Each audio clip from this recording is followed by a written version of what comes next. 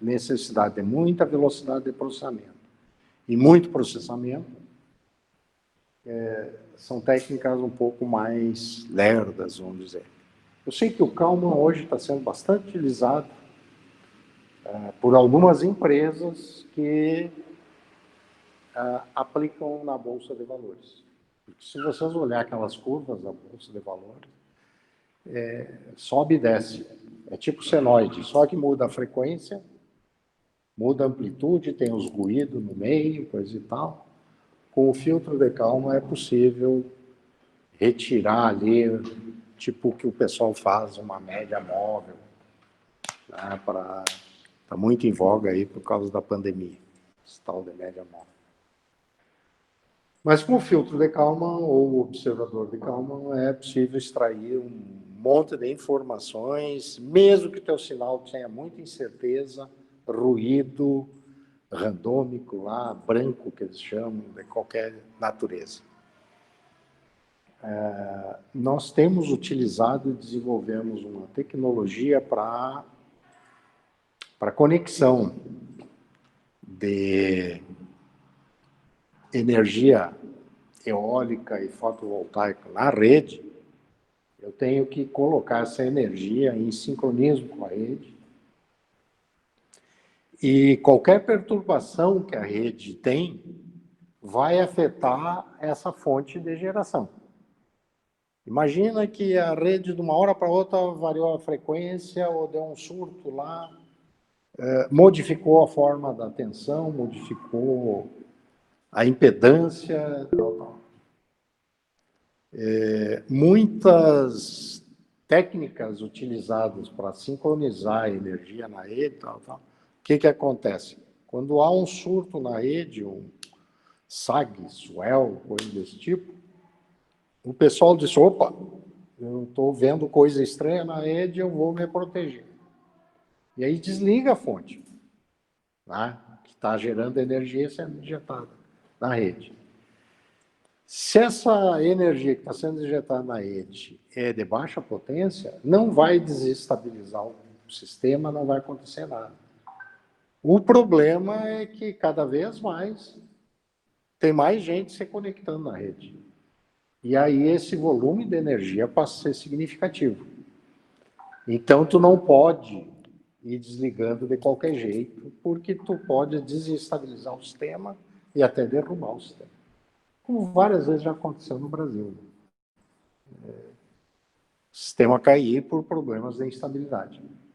Nós desenvolvemos, à base do fio de Kalman, uma técnica que, mesmo que a rede, devido a um side-swell, se torne não senoidal, tu não precisa desligar as tuas fontes de energia que estão conectadas na rede.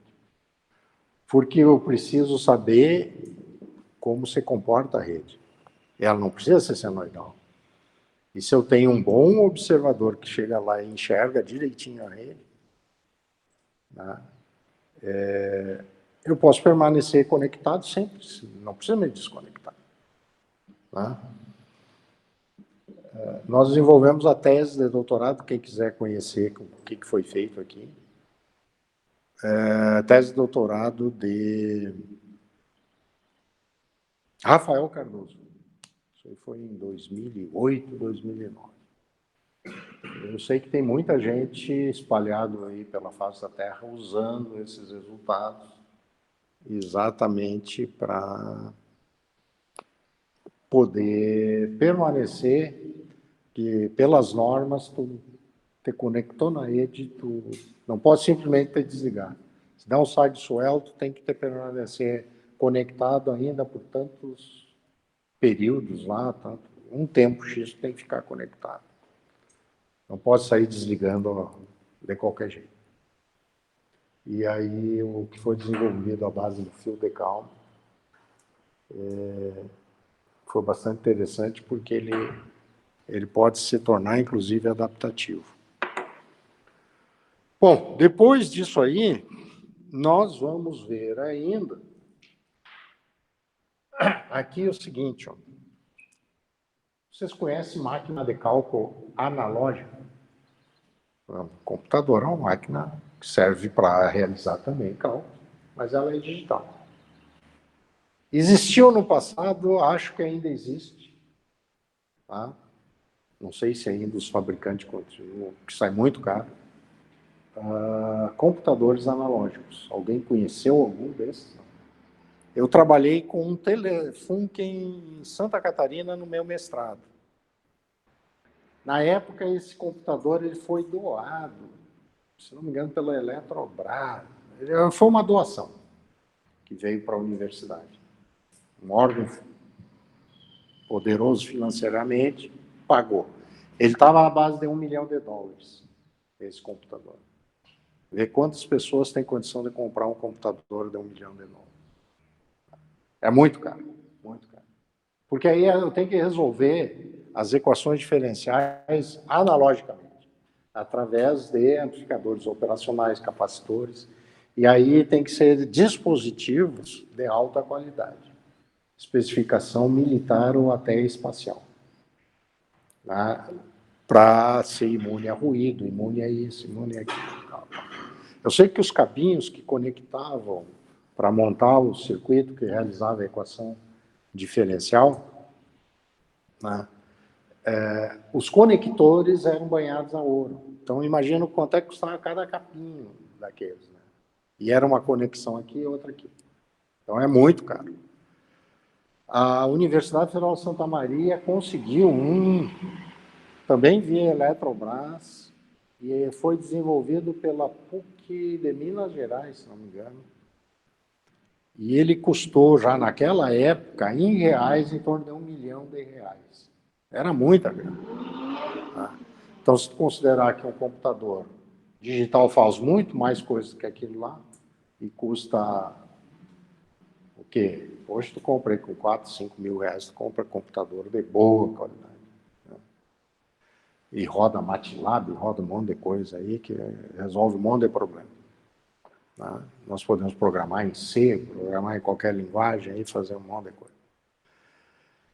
Então, para botar na indústria,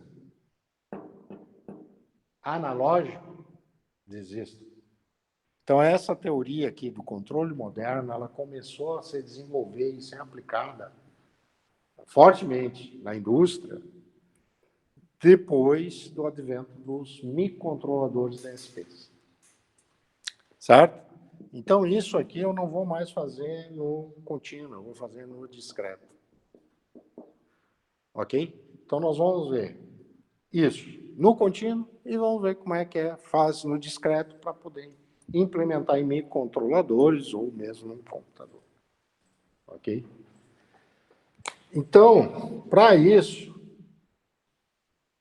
nós temos que ver toda essa parte de sistemas discretos. Vocês já viram na disciplina lá de métodos numéricos computacionais como resolver, por exemplo, a equação diferencial dentro do computador. Então, essas técnicas de discretização, algumas foram usadas para solução de alguns problemas lá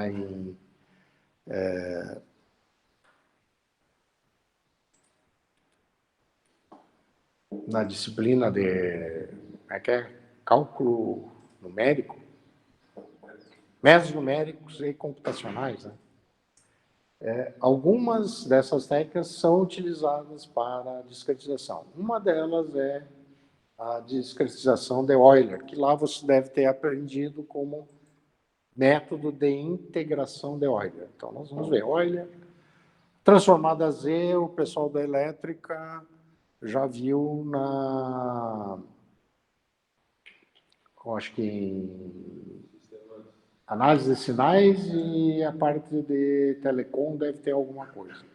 Tá? Vamos ver também outras técnicas de discretização, como transformada delta. Bom, nós vamos ver algumas técnicas de discretização e como implementar. Se eu já sei projetar no contínuo, como transladar esses controladores, compensadores para o discreto né? Aí eu projeto no contínuo e aplico no discreto. Outra coisa é aprender a projetar direto no discreto. Tá? E vamos ver, então, os observadores de estado, tanto no contínuo quanto no discreto. Vamos fazer alguns exercícios, tá? E, basicamente, esse é o conteúdo da nossa disciplina. Tem uma unidade que está previsto dentro do controle 2, que é os sistemas não lineares. O que é um sistema não linear? Todo aquele sistema que ele é representado por equações diferenciais não lineares. E você sabe que sistemas lineares já é um pouquinho complicado nós encontrar a solução. Né? Não é muito difícil, mas dá trabalho. Agora imagina um não linear, dá mais trabalho ainda. Então, o pessoal da engenharia, o que faz na hora de solucionar um sistema não linear? Lineariza ele num intervalo. E aí, técnicas de linearização, que vocês conhecem.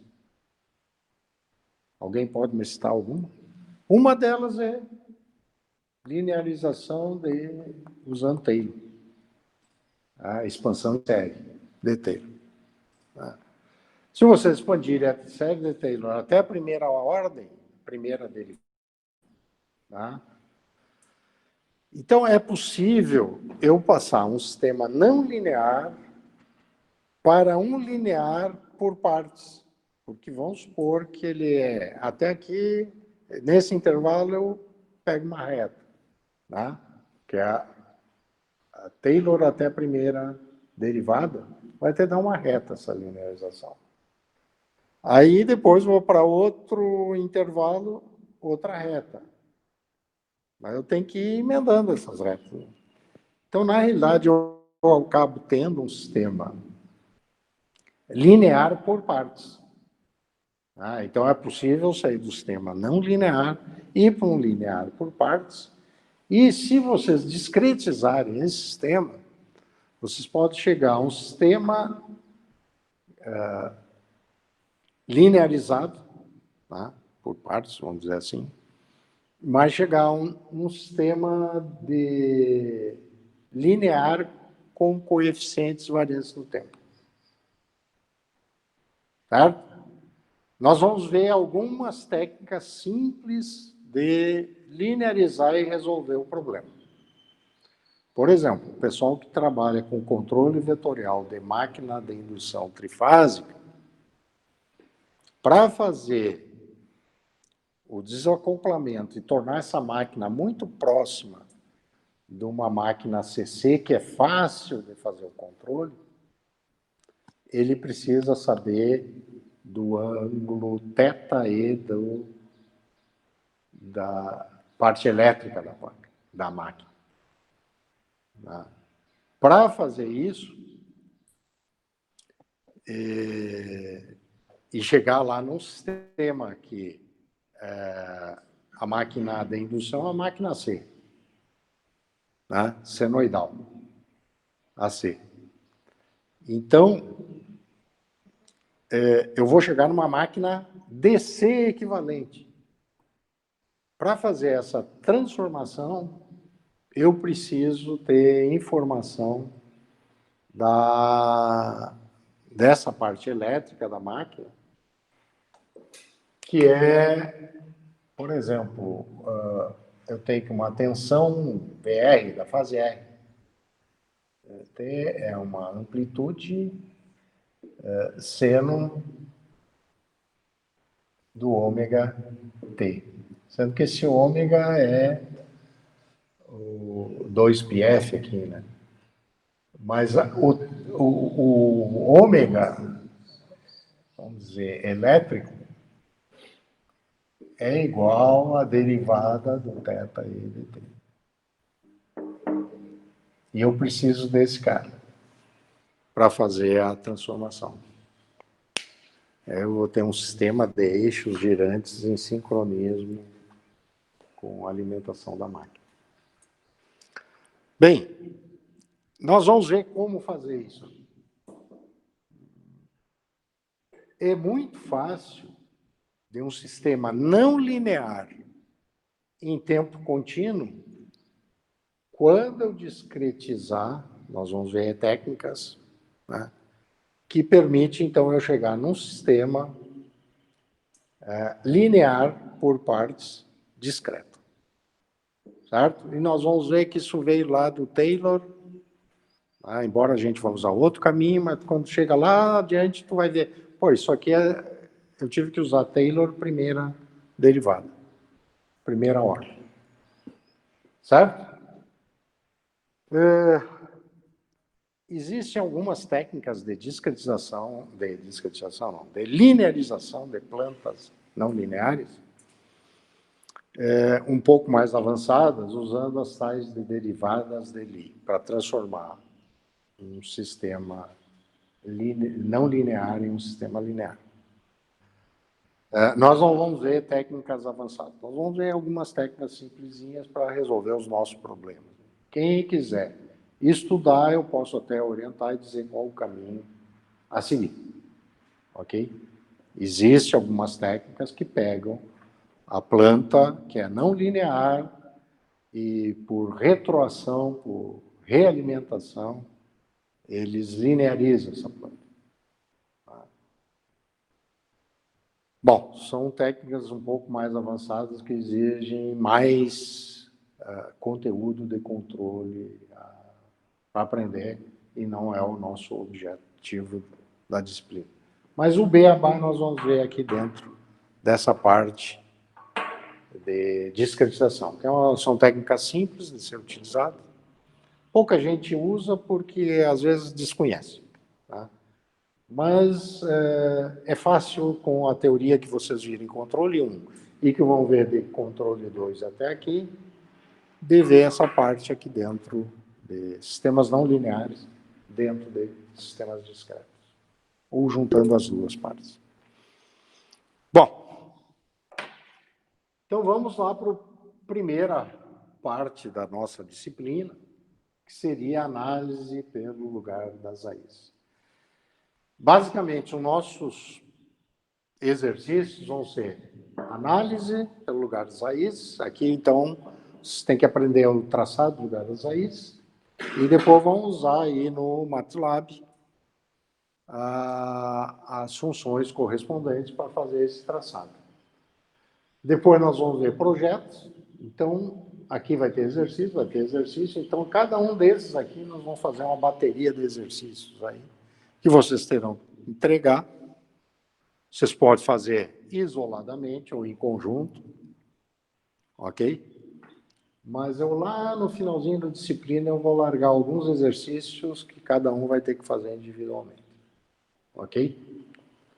Para saber se o cara acompanhou ou não a disciplina.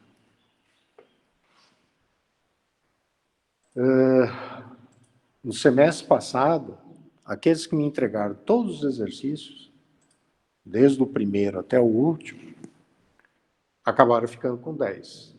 Alguns ficaram com nota um pouco abaixo, tá? Embora o suficiente para ser aprovado, porque não entregaram todos os exercícios. Ou esqueceu, ou não anotou, sei lá, teve algum problema no meio do caminho, então eu ia descontando. Então, quem me entregar todos esses exercícios, tá, certamente eu vou dar uma olhada para ver se também não está errado, tá, não vou me entregar qualquer coisa. E em cima disso é que eu vou colocar. Se está bem feito, está correto, entregou todos, aprovado, média 10.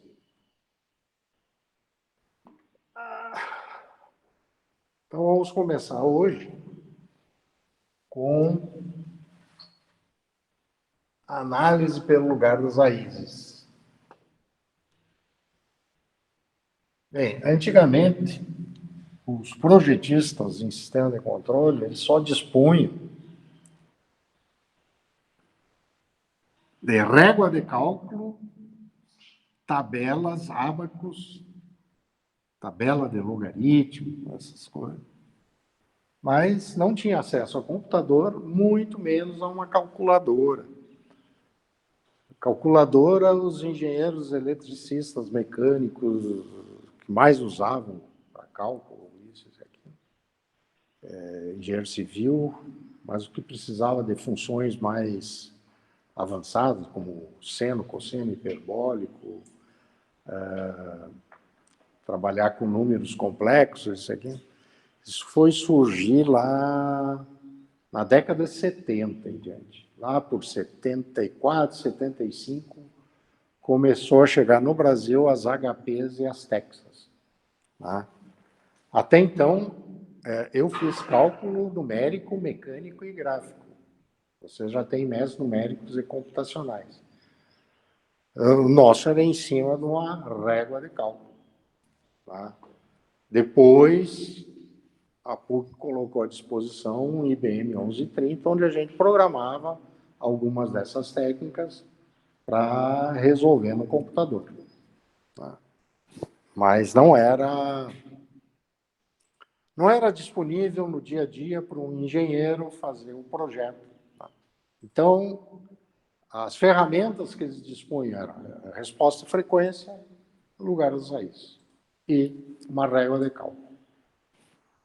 Tabelas, livros com tabelas, né, ábacos, tal, para... Choveu, tá vindo um monte de mosquinha, mosquitinha. Então, tinha que desenvolver técnicas e métodos, né, rápidos que trouxessem informação de ajuda a projeto. E, por exemplo, dado uma função de transferência, uma planta, vamos pegar aqui, um GDS, igual a um K sobre S ao quadrado mais 3S mais 2. Essa aqui eu fiz de propósito, por exemplo, que eu sei já quem são as raízes. Mas na prática isso não é assim. Esses valores não são bonitinhos como estão aqui. Tá? Aqui pode ser que é 0,98 e aqui é 2,13, por exemplo. Tá? Então, são números que, se eu multiplicar e colocar aqui, o cara jamais vai desconfiar qual é aquela raiz. Aí tem que usar todo um método, na época, mecânico gráfico e muitas vezes de calcular no braço. A segunda ordem é fácil de calcular. Tá? Terceira ordem já começa a complicar. Quarta ordem, nem pensar fazer à mão. Então, o que... Agora, imagina que eu vou fechar essa malha aqui. Eu vou fazer um K igual a 5 e vou fechar essa malha. Então, o TDS vai ser quem? Vai ser esse... Aqui vai ser GDS. Vamos supor que o HDS é igual a 1.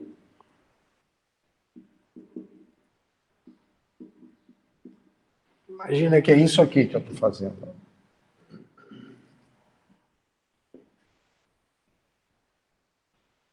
Esse aqui é o K. Né? Aqui eu vou botar 1 sobre S ao quadrado mais 3S.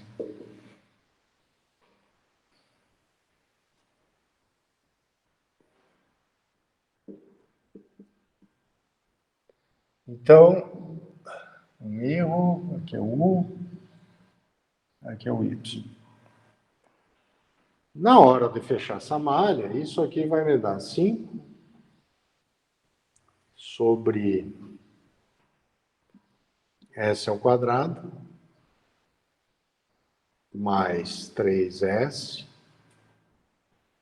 mais 2 mais 5. Ou K. Aqui aparece K.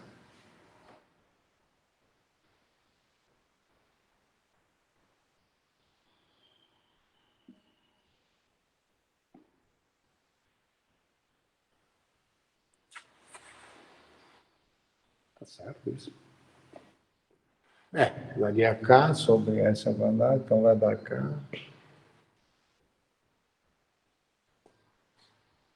Aqui vai dar 5 sobre S ao quadrado mais 3S mais 2 dividido por... Isso aí. Tá certo.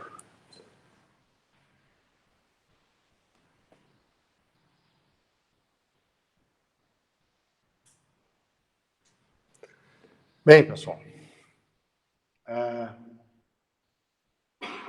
Daqui, ó, quando eu modifico, faço uma lei de controle, eu tenho K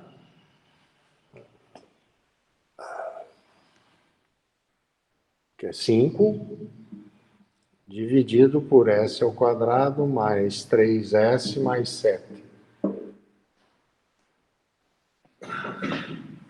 Onde é que estão as raízes agora?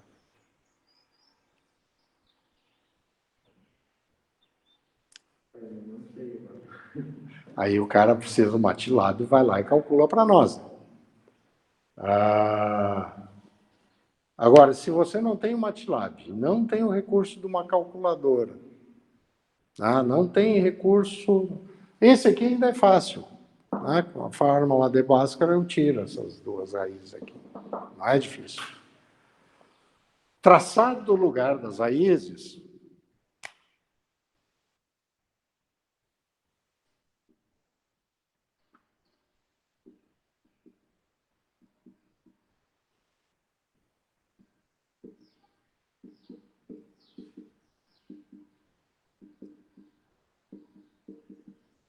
Para que serve traçado do lugar das raízes? Ele vai me dizer se esse ganho K aqui, ó, K maior que zero e menor que infinito, para onde vão se deslocar essas raízes? Ele não vai me dizer o valor da raiz para cada ganho K. Né? Se aqui eu escolher 10, por exemplo, agora, aqui ficaria 10 e aqui seria 12. Qual é a raiz? Também não sei. Certo? Mas aí o pessoal começou a calcular e ir plotando. Em fazendo isso, eles descobriram algumas técnicas e criaram algumas regras para esse traçado do lugar das raízes. Então, o traçado do lugar das raízes procura descobrir para onde se dirigem as raízes quando eu fecho a malha, que eu sei que vai modificar as raízes, porque eu vou fazer uma lei de controle para fechar a malha aqui, para quê? Para modificar a dinâmica da planta. Quando eu modifico a dinâmica da planta, significa que eu estou modificando as raízes da planta, os polos da planta, certo? E principalmente os polos que são os responsáveis pela estabilidade da planta. Os zeros só influenciam no transitório, certo? Na estabilidade, não. Só influenciam no transitório. Quem nos diz algo sobre a estabilidade são os polos, as raízes do denominador. E é nessas que eu estou interessado, para saber para onde elas estão indo, porque aqui, pela dinâmica da planta, pelas raízes do denominador, eu vou ter as respostas, e é aqui que eu tenho que mexer nessas raízes para ter o desempenho desejado para aquele projeto que eu estou realizando. Certo? Então, pessoal, tem que ficar bem claro uma coisa. Aqui é o plano S para nós. E em cima desse plano é que nós vamos fazer o traçado do lugar das raízes. Vocês vão precisar de papel milimetrado. Gostaria que para quarta-feira já me trouxesse Uma folhinha lá já é o suficiente para nós fazer alguns desenhos e alguns exercícios. E o pessoal que está em casa vai precisar comprar também para fazer os exercícios que nós vamos fazer aqui, repetir em casa os exercícios que nós vamos fazer aqui. Então, tem que ficar bem claro que o traçado do lugar das raízes é para onde se dirige as raízes da planta em malha fechada, quando eu vario esse ganho K, que aqui eu disse que era 5, mas eu posso assumir qualquer valor. Quando ele varia de 0 até o infinito. Ah, professor, mas de 0 a menos infinito? Bom, se eu fizer K negativo aqui, ó, a realimentação que é negativa passa a ser positiva e não é do nosso interesse. Porque toda realimentação positiva nos dirige para instabilidade. Ok? Mas é possível a gente também fazer uma análise para o lado negativo. É o complemento do que a gente obtém para o lado positivo. Então, o traçado dos lugares raízes que vai nos interessar é esse, quando o K varia de 0 até o infinito. Então, em todo o gráfico, você já coloque lá em cima, para K maior que 0 e menor que infinito. Certo? Bom, vamos supor que K fosse igual a 0. Certo? Então, observe, isso aqui era igual a K sobre S ao quadrado mais 3S mais 2 mais o K, né? Se o K for 10, vai dar 12. Se o K for 5, vai dar 5 e 7. Mas para K igual a 0, quais são as raízes? Se o K for igual a 0. São as originais da planta de malha aberta. Então, o traçado do lugar das raízes inicia com os polos de malha aberta. Então, vou botar um aqui, ó. O X é para polo, né? E o outro está aqui em menos 2.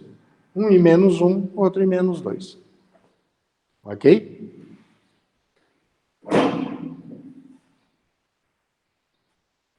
Então, o que é o traçado do lugar das raízes? É o traçado para onde se dirigem as raízes da planta de malha fechada. Não é da planta de malha aberta. Quando K varia de 0 até o infinito. Quando K é igual a 0, os polos são os de malha aberta. E os zeros também, se existir. Nesse caso não tem zero. Depois nós vamos colocar zero. Ok. Então, vocês querem a primeira regra? Hein? Vamos anotar isso. Primeira regra. O traçado do lugar das raízes inicia com os polos e zeros de malha aberta. Segunda regra.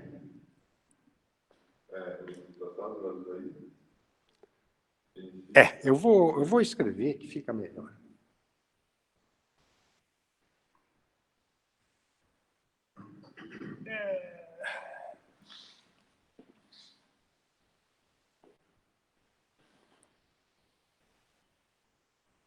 O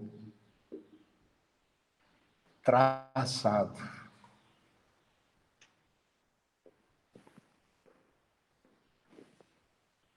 do gráfico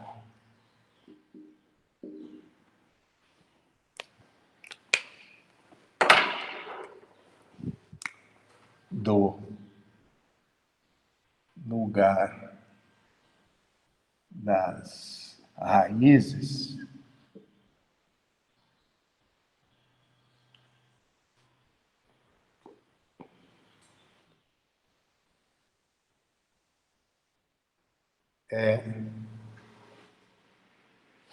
indica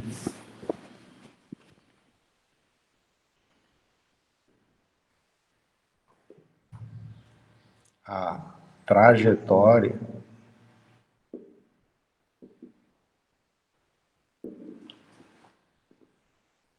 para onde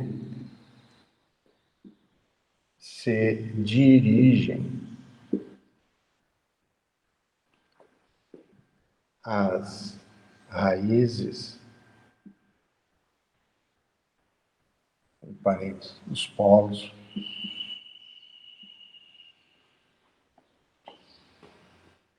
da função de transferência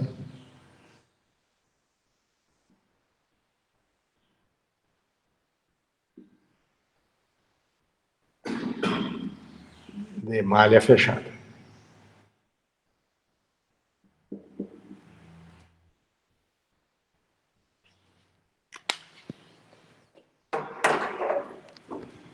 Quando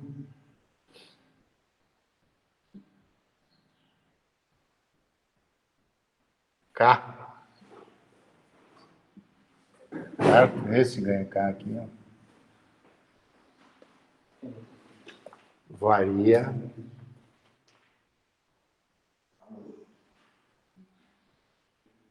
de 0 até o infinito.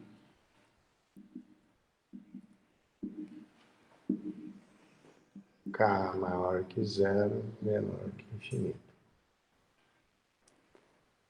Então, esse é o significado do traçado lugar das raízes.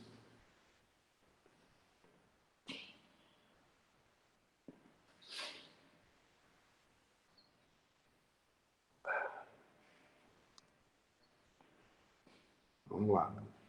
Inicia, tá?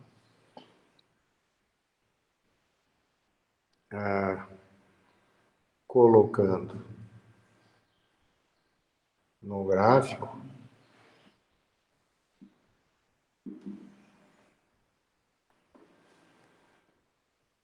aqui é quando K igual a 0, os polos,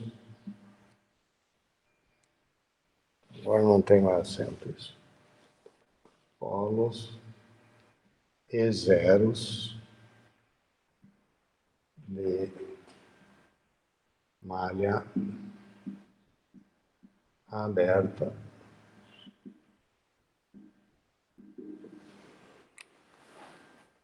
ok. Vou botar 1 aqui. 2. Todo polo se dirige para um 0. Ah, professor, mas nesse desenho aqui não tem nenhum 0. Existem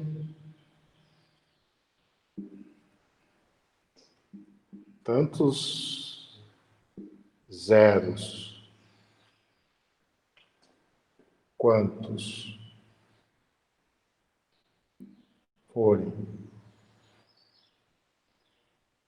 necessários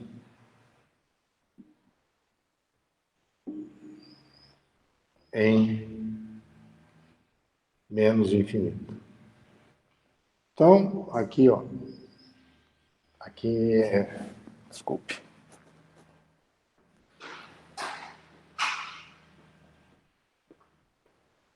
Ou seja, aqui em menos infinito, para esse lado aqui, ó, existe tanto zeros quanto for necessário. Então, tem que ter, no mínimo, menos 2 e menos infinito. Terceiro, à esquerda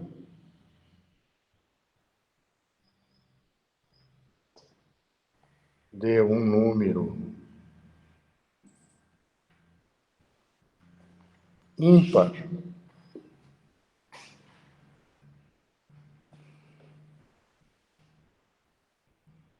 de polos e zeros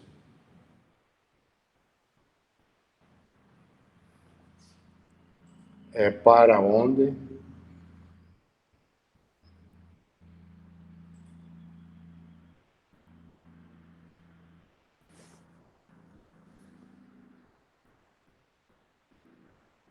se dirigem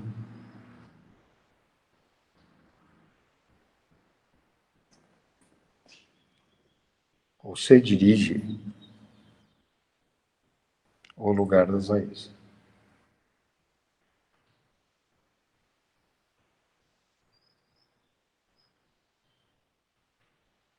Pessoal, isso tem que ser testado para cada polo. Então, aqui, o primeiro polo está em -1. Eu venho à esquerda dele e olho para cá. Se é ímpar, um polo é ímpar. Então, à esquerda de um número ímpar de polos e zero para onde se dirige. Então, esse está vindo para cá. Aí vem à esquerda do segundo polo. É 2. É par. Então, não é ímpar. Então, não pode estar indo para a esquerda. Certo? Caso contrário, então está vindo para a direita. Se for par, contraria a regra, está vindo para a direita. Aqui, ó, quando as duas se encontram, tem um ponto de separação.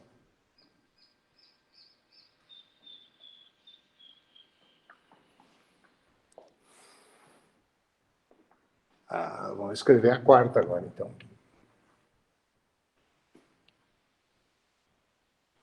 Quarta regra.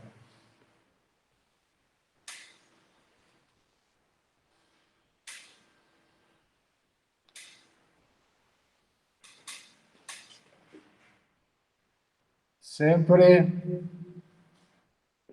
que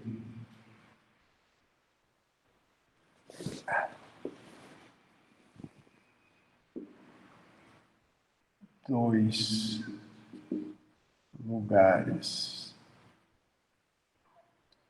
se encontram,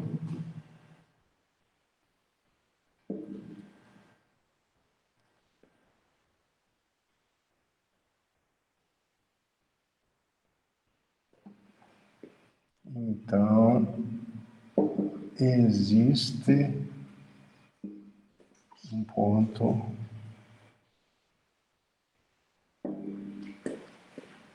de separação.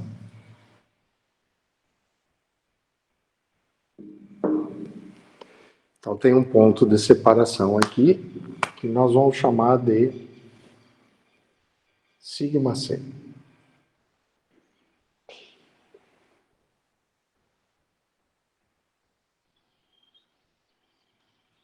Depois nós temos que aprender como calcular. Vamos chamar de sigma B. Vamos usar sigma C para outra coisa. Depois nós temos que calcular sigma B. Ponto de separação.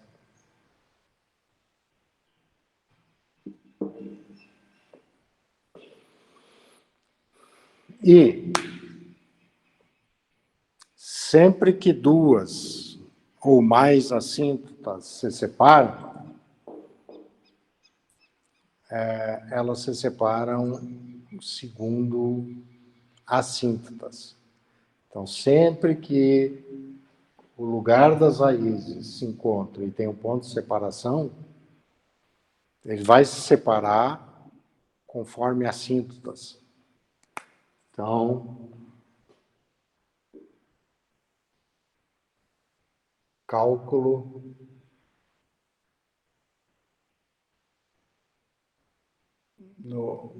para mim, o que é uma assíntota? É uma reta para onde a curva tende a tangenciar no infinito. Certo? Então, eu tenho que calcular essa reta. O cálculo da reta, eu preciso... Para traçar uma reta, o que eu preciso? 2 pontos ou um ponto e um ângulo. Aí eu traço a reta. Então, cálculo do centro das assíntotas.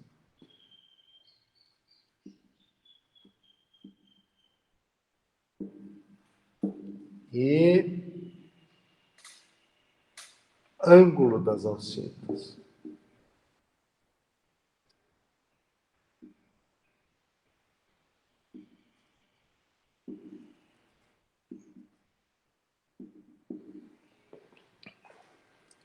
O centro das assíntotas eu vou definir como sendo sigma-c.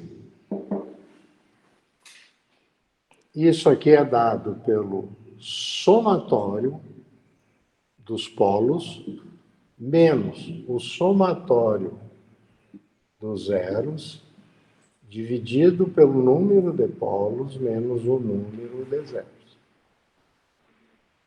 Tá? Nesse caso, o sigma-c vai ser menos 1 menos 2 dividido por número de polos, 2, número de zeros, 0. Então, menos 3 meios, que é igual a menos 1,5. Então, esse ponto de separação aqui, ó, o centro das assíntotas, sigma B, sigma C, é igual a menos 1,5. O sigma B eu posso dizer para vocês que para esse caso também é menos 1,5, mas é outro cálculo. Sempre quando for só dois polos, fica fácil de calcular. O sigma C e sigma B são iguais. Quando for, por exemplo, três polos, já não vai ser igual. Certo? Nós vamos calcular, aprender a calcular o sigma B mais adiante. Por enquanto, vamos ir até os ângulos das assíntotas. E os ângulos das assíntotas é igual a 360 graus dividido pelo número de polos menos o número de zeros. Isso aqui vai ser igual ao φc. Esse φc é o ângulo entre as assíntotas. Então, nesse caso aqui,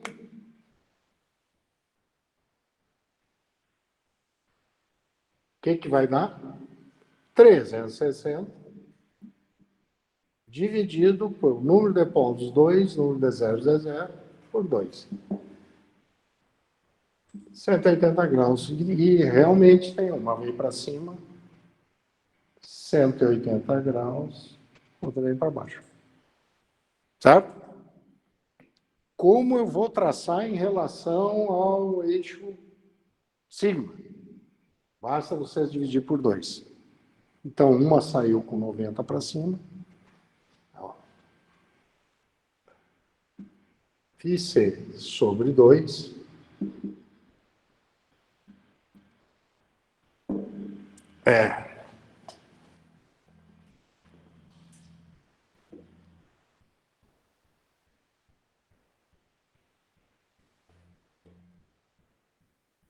Como inicia em relação ao eixo real. Entre parênteses, vou botar sigma aqui. Então, 180, se eu divido por 2, dá 90 graus, está iniciando aqui, ó, 90 graus. Certo? Aí, 180 para baixo. Vamos para outro um pouquinho mais complexos.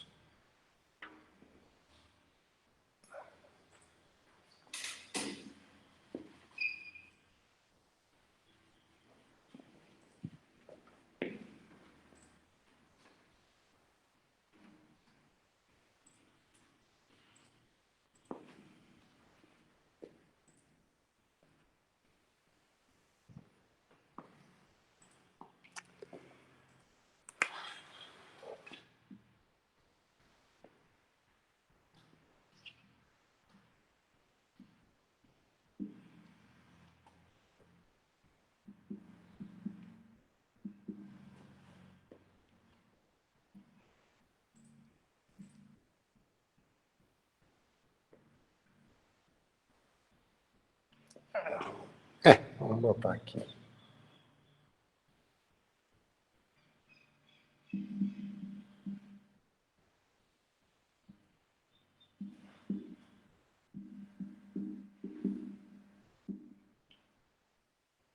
Então, vamos lá.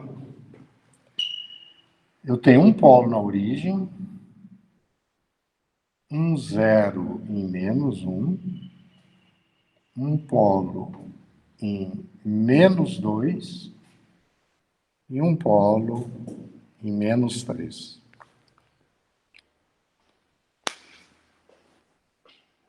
Ok? Agora eu vou fechar a malha disso aqui com K maior que zero e menor que infinito. Então, naquele desenho que eu fiz anteriormente, o K vai variar de zero até infinito, eu vou fechar uma malha com H igual a 1. Que é o primeiro teste que a gente tem que fazer. Para onde você dirige o lugar das raízes? Então, à esquerda deu número ímpar de polos e zeros, é para onde você dirige o lugar das raízes. Então, esse vem para cá.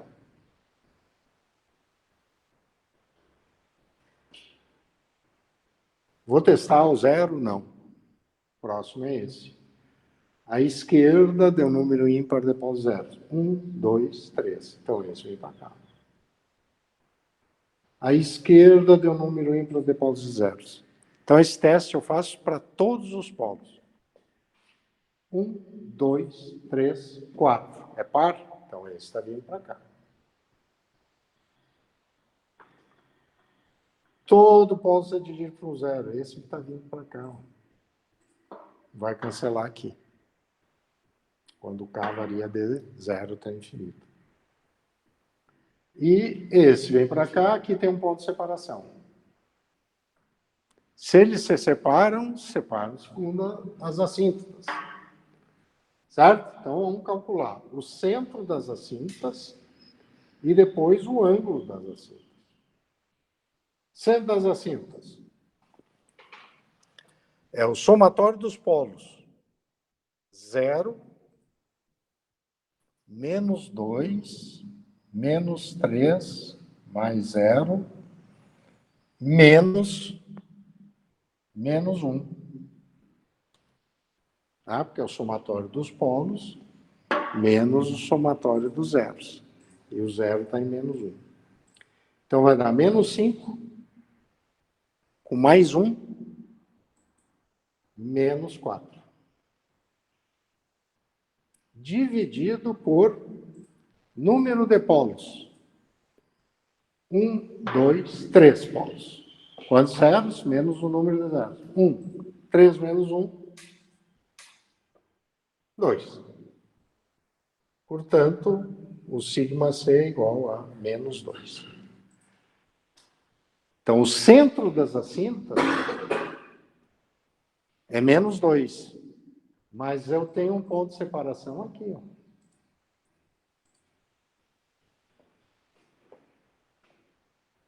Concorda?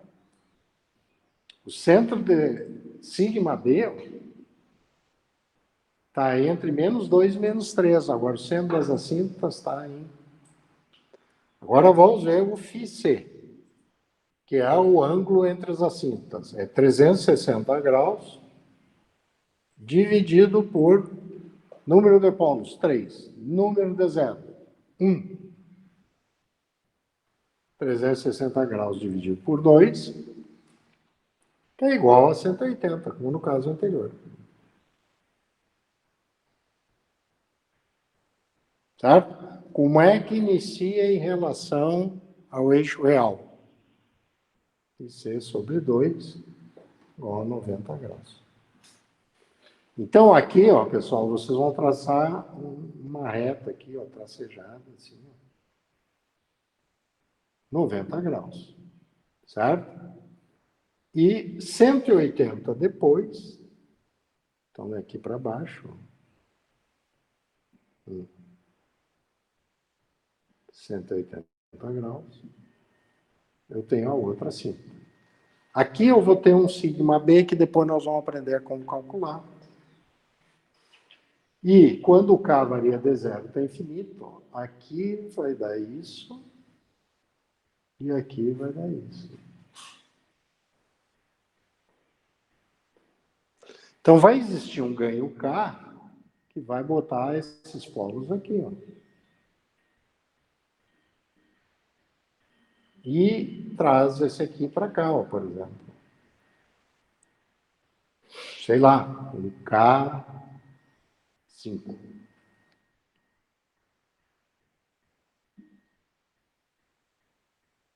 Não sei quanto é que é esse K. K qualquer. Então, para cada valor de K, vai deslocar aqui esse polo. Tá? Se o K for infinito, ele vai dar em cima do zero que está em menos 1. E esses aqui devem ir para cá. Ok? Então, na hora de fazer um projeto, eu tenho mais ou menos uma informação de como vai ficar o lugar das raízes, para onde elas estão se dirigindo. Ok? Vamos fazer outro. Então, falta ainda nós depois calcular esse sigma B.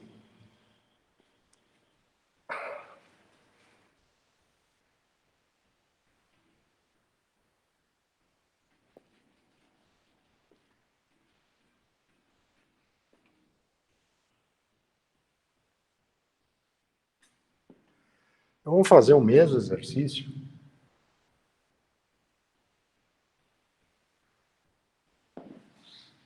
Só que eu vou tirar aquele polo. Aquele zero nesse. Vamos ver. Pegar uma planta aqui como essa aqui.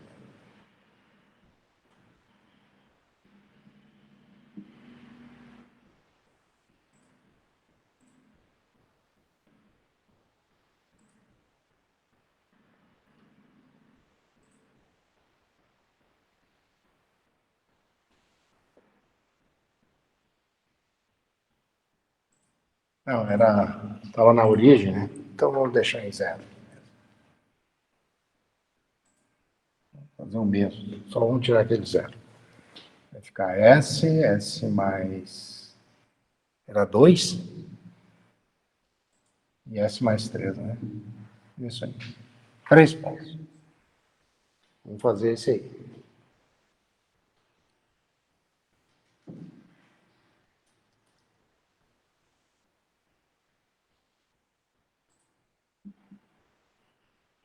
Então, se vocês pegarem o papel milimetrado e fizerem uma escala certinha, o desenho fica bem desenhado, vamos dizer assim.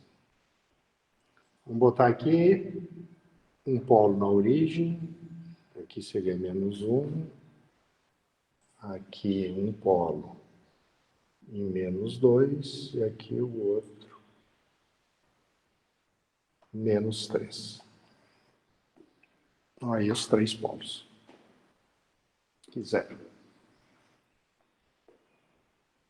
Então, a esquerda deu número ímpar de polos e zeros, é para onde se dirige o lugar das raízes. Então, esse vai vir para cá. Ó. A esquerda deu número ímpar de polos e zeros. No caso, é par. 1, 2. Então, está voltando. Aqui eu vou ter um sigma B. Um ponto de separação. A esquerda deu número ímpar, é para onde se dirige o lugar das raízes. Então, esse vem para cá.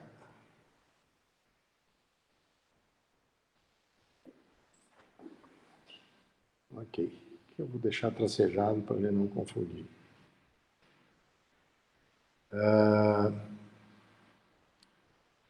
Se tem o sigma B e um ponto de separação, aquelas raízes vão se separar conforme as assíntotas. Então, vamos calcular o centro das assíntotas. Somatório dos polos, menos 5. Somatórios dos zeros não tem. Então, deu menos 5. Número de polos menos o número de zeros. 3 polos. Então, menos 5 terços.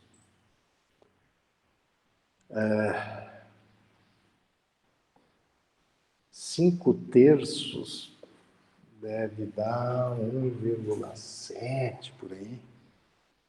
17, 21, 3, um pouquinho menos, 1,66 por aí. 1,67.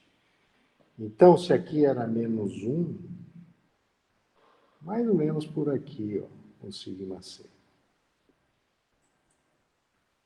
Quanto dá? 1,66. 1,66. Então, menos 1,66. Esse aqui é o sigma C.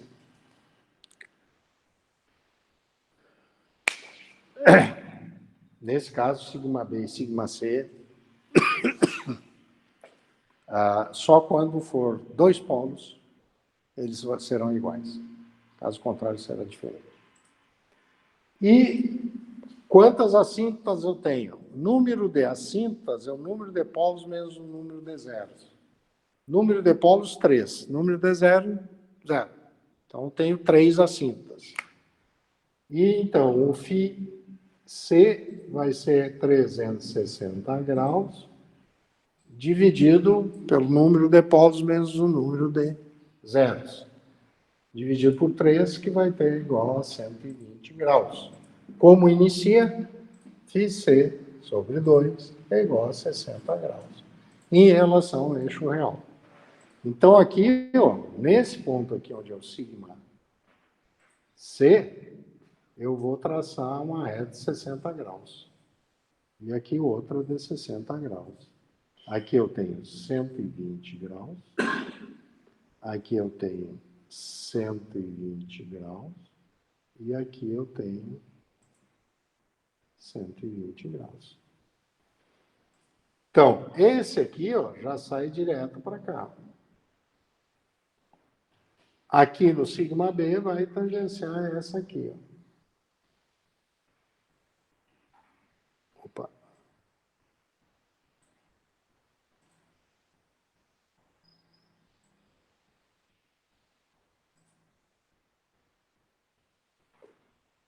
Então, aqui, pessoal, dá para observar que vai ultrapassar o eixo J8. E aqui existe o que a gente chama de K-limite.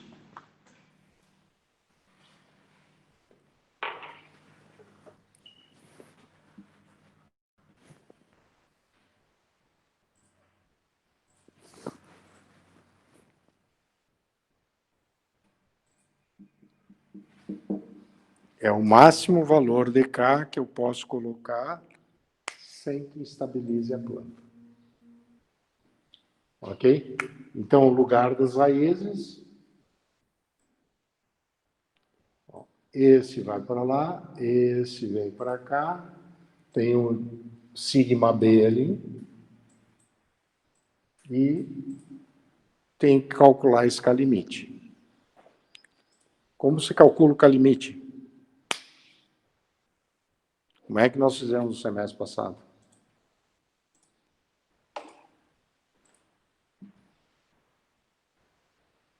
Isso é uma coisa que eu vou perguntar para vocês.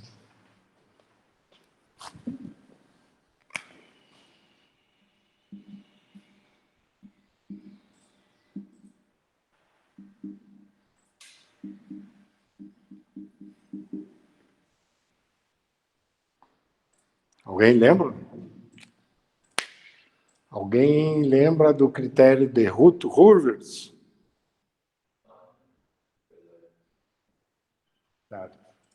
Então, aqui, como eu escrevi aqui para baixo, eu vou fazer a realimentação aqui por cima.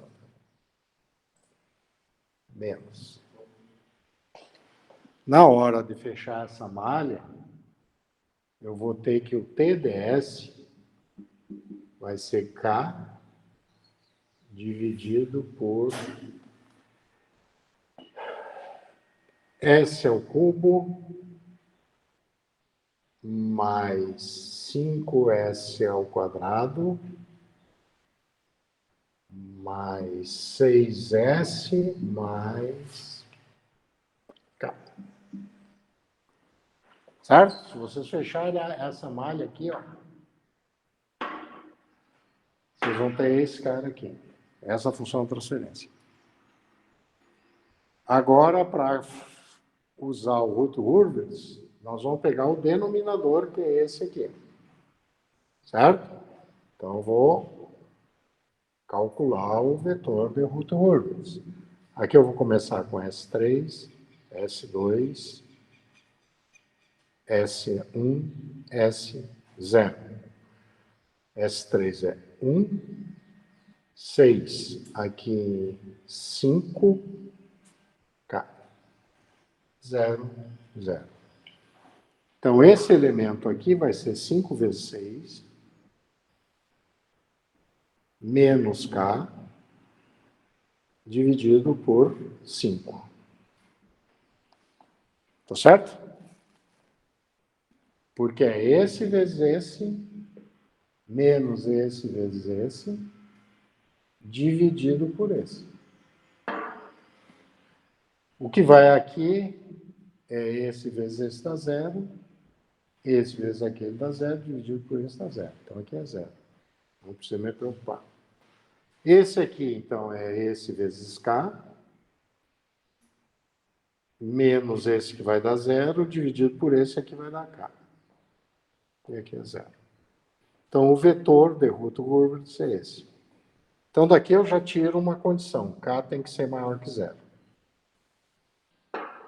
E dessa aqui eu tiro que 5 vezes 6 menos K dividido por 5 tem que ser maior que zero. Ou 30 menos K tem que ser maior que zero. Ou K tem que ser menor que 30.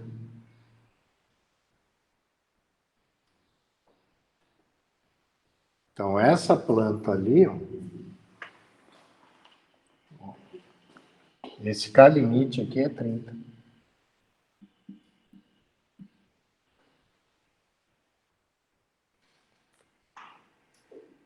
K maior que zero e menor que 30. Por que K tem que ser maior que zero? Porque se K for menor que zero, esse polo que está aqui, ó, ele, o que vai acontecer com ele? Porque eu fiz o cálculo para K maior que zero e menor que infinito, né? Agora, quando o K é negativo, é o contrário da regra. Então, se o K é negativo, em vez dele ir para lá, ele volta para cá. Né? Aí vocês têm que usar tudo dual. Para K maior que menos infinito e menor que zero. É. Então, a esquerda deu número ímpar de polos de zero para onde se dirige o lugar das raízes, para cá variando entre zero e infinito. Para cá variando entre zero e menos infinito, em vez de ser a esquerda deu número ímpar, não, a direita deu número ímpar de polos de zero. Então, esse aqui, ó, se for negativo, ele salta para cá. Já instabiliza. Então, eu não posso. O K tem que ser maior que zero e menor que 30. Ok? Então, nós vamos usar K limite aqui, ó, que é para encontrar quando tiver esses limites aqui. Ok? Depois eu vou passar alguns exercícios, vocês vão ter que usar para calcular o máximo valor da K que pode botar na planta. Porque lá, por exemplo, para atender um determinado KV na planta, eu tenho que botar um ganho de 50. Pô, mas o K limite é 30. Como é que eu vou botar 50? Qual compensador me libera o ganho assim, assim, assado? Passa baixa. Então, passa baixa. Ou É o meio, né? é o de atraso. Não, é passa baixo. De atraso de fase. O de atraso de fase se caracteriza por... O que caracteriza um compensador de atraso de fase? Tá, mas que mais? Como é que eu sei se é de atraso ou de avanço? O de atraso tem que descer a fase primeiro, né? Para descer, ele tem que vir passar por um polo. Então, primeiro vem o polo e depois vem o zero.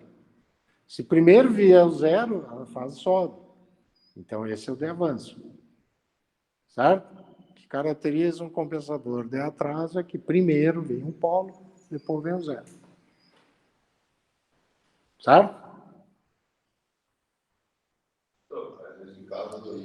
Esse caso aqui tinha um polo na origem, né? Lembra que depois eu botei um zero aqui? O zero caracteriza o quê? Eu tenho um polo e depois um zero. Um de atraso. Aquilo era um atraso que eu tinha para esses dois. Nesse caso, para fazer o gráfico do caso aí, se por exemplo tiver o mesmo número de polos zeros, aí tipo, não dá, né? Porque ficaria com zeros no motor. Como é que é? Se tivesse alguma planta que por acaso desse número de zeros igual ao número de polos. Não tem problema, qual é o problema? Mas ele não teria, na subtração que fica ali no... Se tu tem mesmo número de polos, mesmo número de zeros, é que isso aqui tu só vai calcular o centro das assíntotas e calcular o ponto de separação se houver. Agora, se tu tem dois polos e dois zeros, qual é a primeira regra? Já esqueceu. Traçar no gráfico do lugar de saída e da trajetória. A primeira depois inicia colocando no gráfico quando cai o zero. Isso. Depois, Os polos de para um zero. se tu tem dois polos e tem dois zeros, os dois polos têm que morrer em cima daqueles zeros. Certo? Tu só tem que cuidar para não ter zeros no semplano direito. Que pode existir. Se tu tiver zero no semplano direito, nós vamos analisar um pouquinho mais adiante. Caracteriza uma planta de fase não mínima. Tem que tomar cuidado. Porque retroação de estado só mexe nos polos. Realimentação ou retroação aqui não mexe nos zeros. Os zeros de malha aberta e os de malha fechada são os mesmos para a realimentação aqui. Certo? O que pode mexer nos zeros? Eu falei isso semestre passado. Aí, em vez de vocês fazerem realimentação, feedback, que é para trás, vocês têm que fazer feed forward, para frente. Aí vocês conseguem mexer nos zeros. Agora, uma planta que tem um zero no semplano direito tem que tomar cuidado, porque não é para qualquer ganho que ela vai ser estável. Porque se eu tenho zeros no semplano direito, um polo tende a ir para lá. Tu fechou a malha, um polo vai se dirigir para aquele zero. E aí existe cá limite que estrangula. Certo? Então, plantas de fase não mínima, o que o pessoal, a saída, é tentar limitar o ganho ao máximo que é possível colocar na planta sem que ela exploda, né? Sem desestabilizar a planta. Se isso não for possível, o que nós vamos ter que fazer? Fazer um feed forward. Mais adiante eu vou mostrar como mexer nos zeros da planta. Não tem outra saída, tem que ser feed forward. Realimentação para frente. Vou pegar um sinal daqui, ó, e somar aqui na frente, ou somar lá na saída, para tornar lá, mexer naquele zero. O zero estava sempre plano direito, que estava aqui do lado de cá, para ele vir do lado de cá. Uma técnica bastante usada em sistema de controle, que os menos desavisados usam, é cancelamento de polo zero. Imagine, eu estou com uma planta. Vamos fazer aqui. Eu estou com uma planta que tenha 2 polos.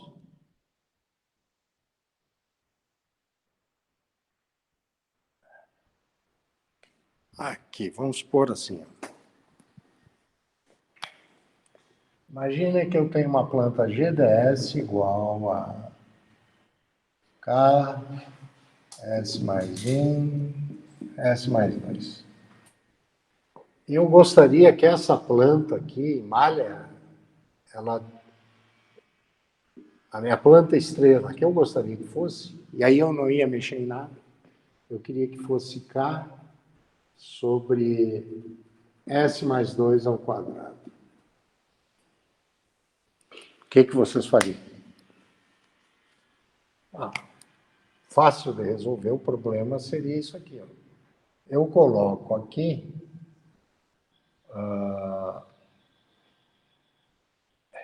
S mais 1 dividido por S mais 2. Certo?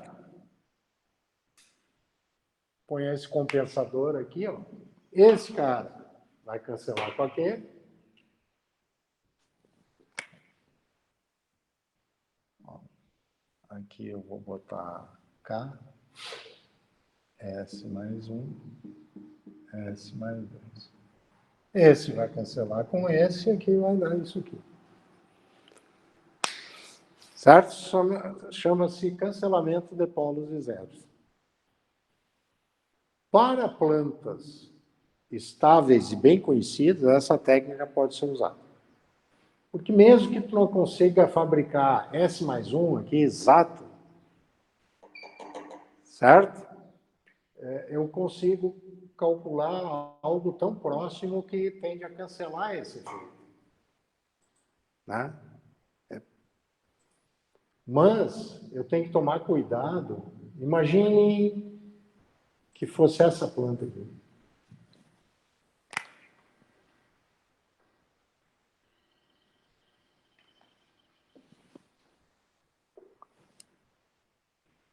Então, cancelamento de polo zero não adianta.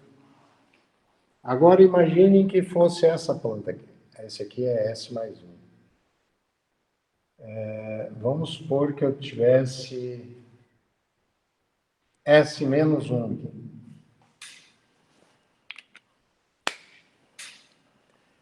E quero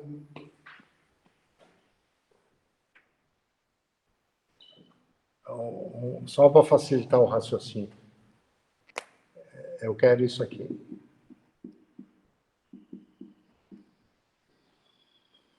Aí o cara chega lá e diz, não,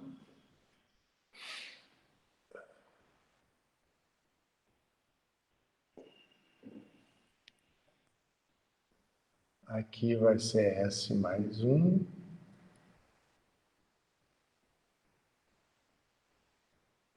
Aqui eu tinha S menos 1. Ou seja, eu tenho um zero sem plano direito. Então, o cara chega e diz, não, vou fazer cancelamento de polos e zeros. Então, eu vou botar aqui S menos 1.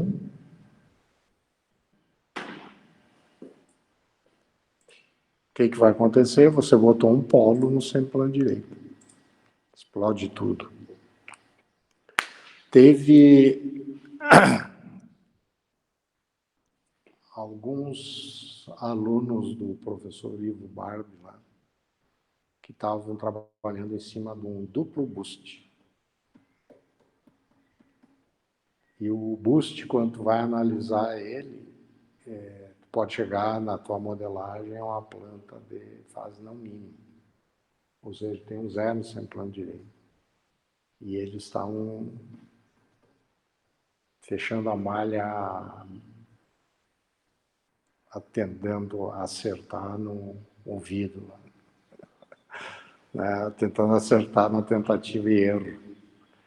E o cara lá dizia, não, quando está tudo desligado, eu ligo e começa a subir as tensões dos capacitores, aqui, a carregar para chegar nas condições iniciais, e aí eu dar o start, né? Até ali vai bem e eu tirei todas as fotos até ali. Quando eu ligava, frações de milissegundos lá, explodia. Tinha um capacitor lá que torrava. Eu disse, tu parou para pensar? Eu não parei muito lá, porque eu não entendia muito de controle, mas o problema era controle. Não, mas tu foi e analisou que planta tu tinha. Então vamos analisar. Então, tá aqui, ó. Tu tem um zero no sempre plano direito, tu não pode fechar essa malha de qualquer jeito.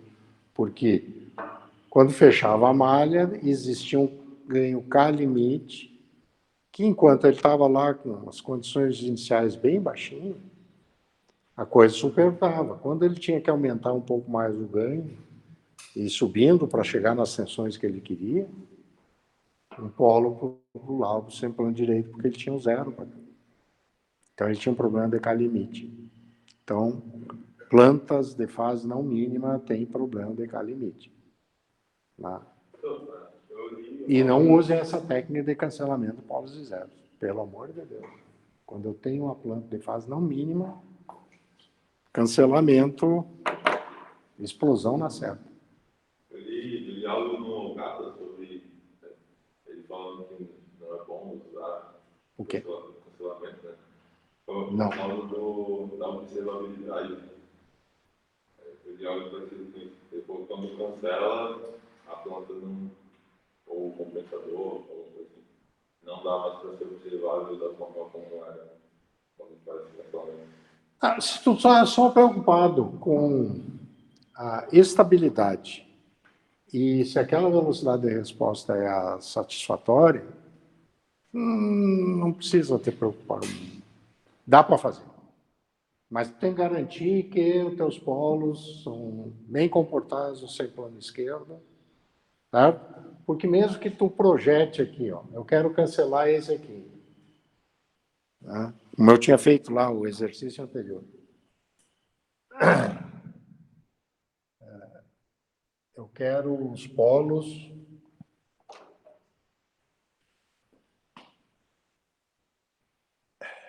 Eu queria os polos aqui em S mais 2 ao quadrado. Então, eu venho ali e coloco S mais 1 dividido por S mais 2. Certo? É possível fazer? É possível. Problema, esse aqui até nem tanto é problema, porque se eu botar ele em 2,1, 2,2, 1,99, certo? O problema é que na engenharia tu não existe erro nulo. Eu quero o 2 e eu não consigo botar lá acertado. Eu quero 1, eu consigo 0,9, por exemplo. Aí 0,9 vai cancelar com esse? Não, não cancela. Então, tu vai ter lá no teu bode o efeito dos dois. Mas é um efeito quase insignificante, entende? Mesmo que tu não consiga cancelar exatamente. Mas ele produz alguns efeitos indesejados. Ok? Então, cancelamento de polos e zeros, só em situações muito específicas é possível fazer. Mas é possível. Agora, não é muito recomendável, porque em determinadas situações tu pode causar outros problemas. Principalmente se a planta for de fase não mínima, eu recomendo não usar mesmo. Certo? É nesse sentido que o Gata fala que não é recomendável lá, porque pode ter alguns problemas. E muitas vezes tu vai modelar uma planta, a tua planta, as dinâmicas contidas nessa planta não são muito bem conhecidas. Então, tem algumas outras dinâmicas adicionadas que tu não conseguiu com a instrumentação do teu laboratório. Tu não conseguiu no teu modelo lá de resposta em frequência, por exemplo, usando o Bode, tirar um bom modelo. E aí tu está cancelando alguma coisa aqui que pode estar atrapalhando o outro. Então tem que tomar cuidado. Outra coisa,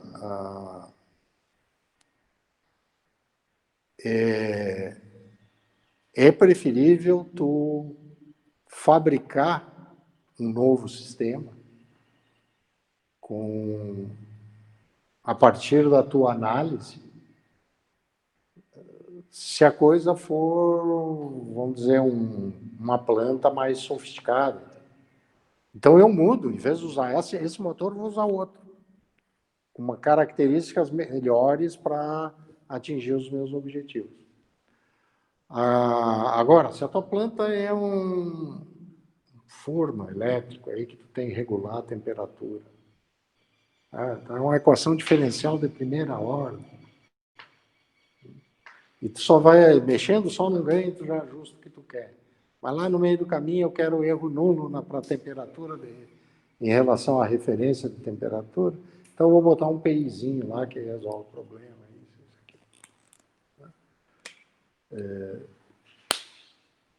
Em algumas situações é usado cancelamento de polos de zero, mas o cara tem que ter bastante experiência para saber se ali vale a pena usar cancelamento de polos de zero.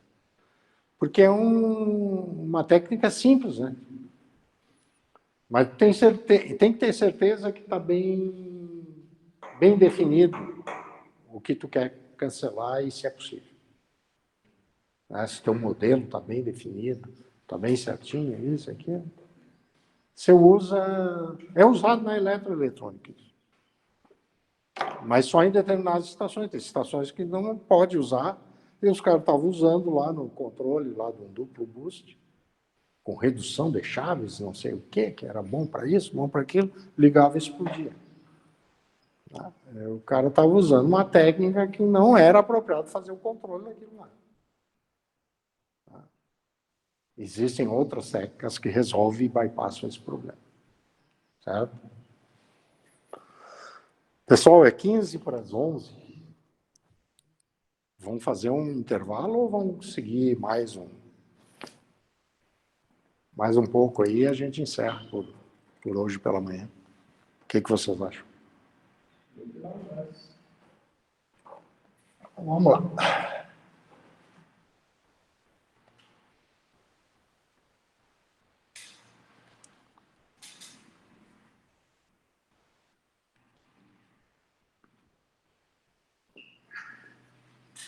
Eu quero ver se já na aula de quarta-feira,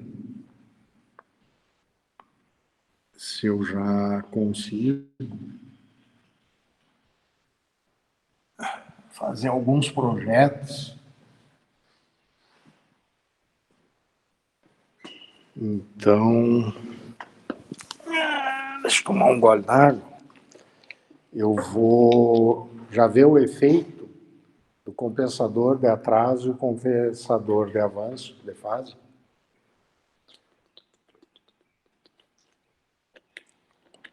No comportamento do traçado do lugar das raízes.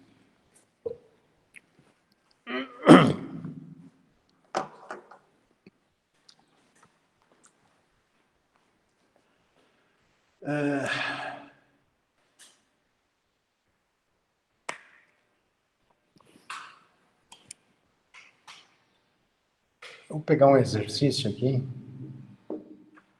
e vou considerar o GDS igual a K sobre S mais 1, S mais 2.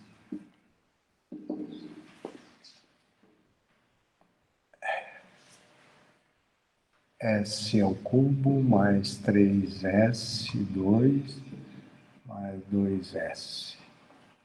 Isso aí. O TDS, quando eu fechar a malha, vai ser K.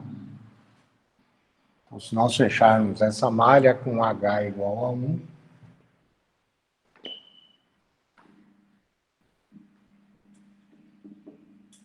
então o TDS seria S ao cubo, mais 3S2, mais 2S, mais K.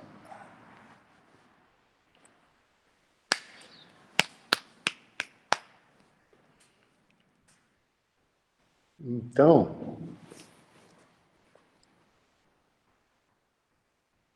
vamos fazer o traçado do lugar das raízes para essa planta.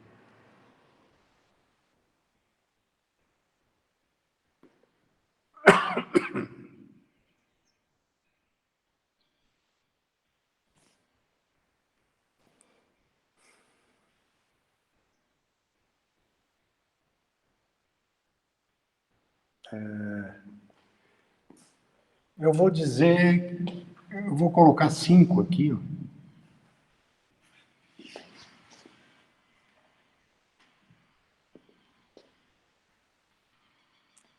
E um dos, eu quero um KV igual a 10 segundos a menos 1.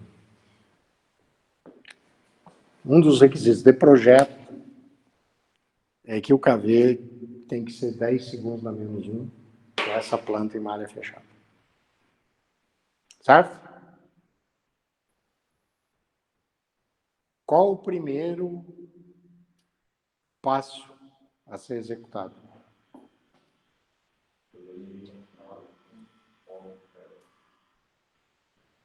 Não entendi.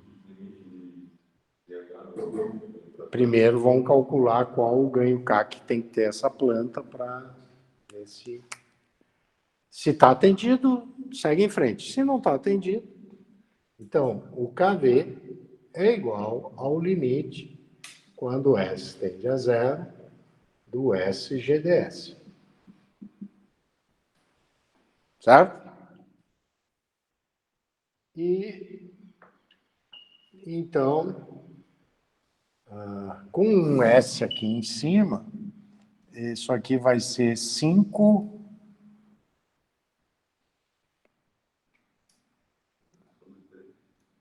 limite, isso aqui vai ser 5 dividido por, quando S é zero, vai dar 2, né? Então, isso aqui é igual a 2,5. Vou aumentar aqui, eu quero 20.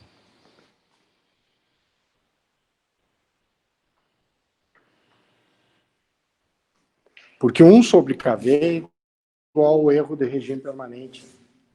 Então, eu quero um erro de regime permanente bem pequeno, então é 1 sobre 20. Tá? Aí dá um erro. Então, para mim atingir isso, o que tem que fazer? Eu vou ter que multiplicar por... Se eu multiplicar por 4, eu chego a 10, por 8. Tá? Eu vou ter que botar um K aqui nessa planta igual a 8. Então, aqui daria 5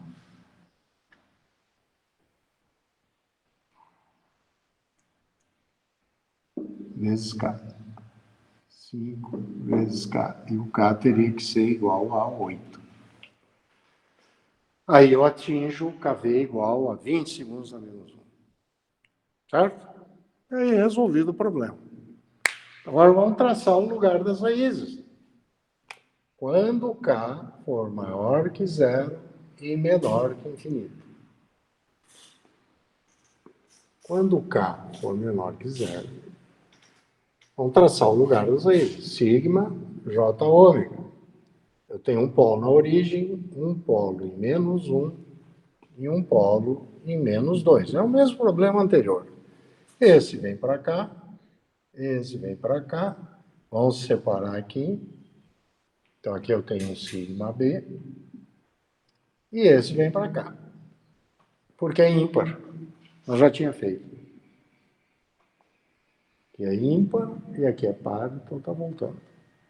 Centro das assintas, sigma C, vai ser igual a menos 3, dividido por quanto? Que é o somatório dos polos, é menos 3, dividido por 3, né? São 3 polos. Então é menos 1. Então o centro das assintas, sigma C, é igual a menos 1. Coincidentemente é um polo. E φC é igual a 360 graus dividido por 3, que é o número de polos menos o número de zeros. É 120 graus. φC sobre 2 igual a 60 graus. Eu já tinha feito isso, então aqui sai com 60.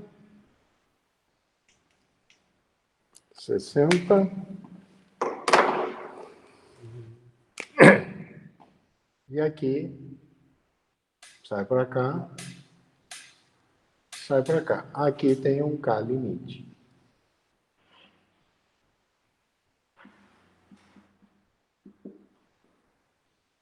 Ok? E aí eu vou ter que calcular esse ganho K aqui, máximo que eu posso botar aqui. Nesse caso, vamos calcular. S ao cubo, S2, S1, S0. Aqui vai ser 1, 2, 3, 5K. Então vai ser 6, 3, 2, 6, esse vezes esse, menos esse vezes esse, menos 5K, dividido por 3. Aqui 0, 0, 0. E aqui é esse vezes esse, menos esse vezes esse, dividido por esse. Aqui 5K. Então, 5K tem que ser maior que 0, portanto, K tem que ser maior que 0. E desse aqui, 6 menos 5K sobre 3 tem que ser maior que 0. Então, eu tenho que 5K tem que ser menor que 6.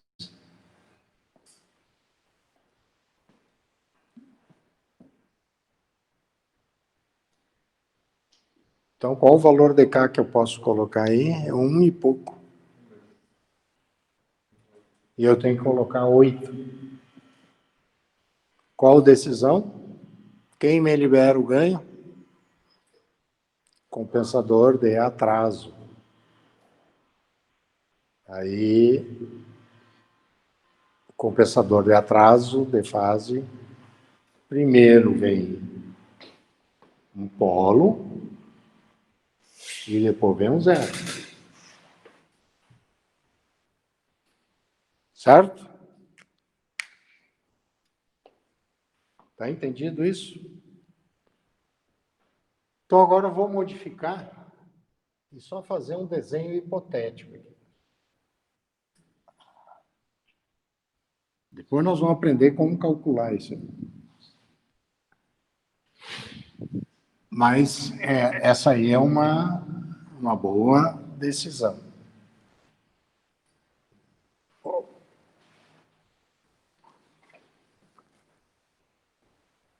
Então, eu vou reprojetar esse desenho.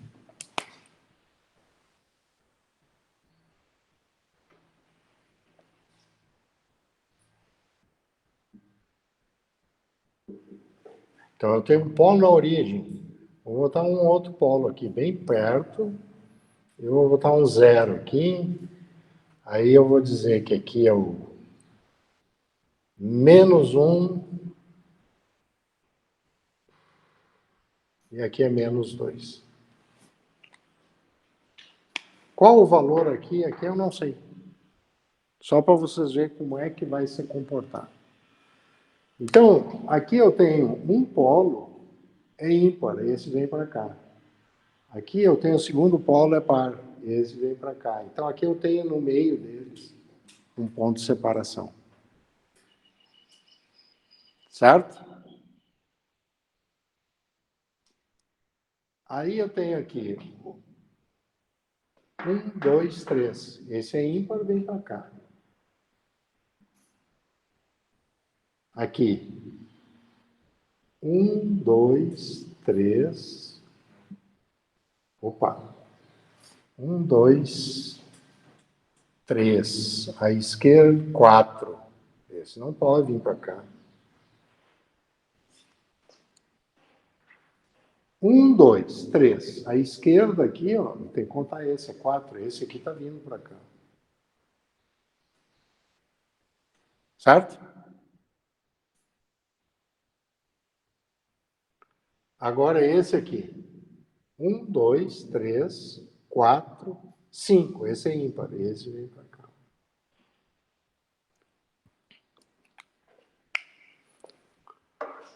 Aqui tem um ponto de separação. Se ele se separa segundo as assintas. Certo? Então, é um polo e não tá dizendo. Não, aqui é um polo, outro polo e depois um zero. O compensador de atraso, primeiro vem um polo. Depois vem um zero. Eu botei aqui só para não botar em cima. Né? Não dá para ter hoje.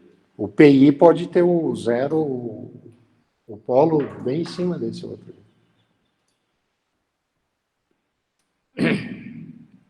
Isso é um polo duplo. Né? Então, todo polo se dirige para um zero. O que vai acontecer?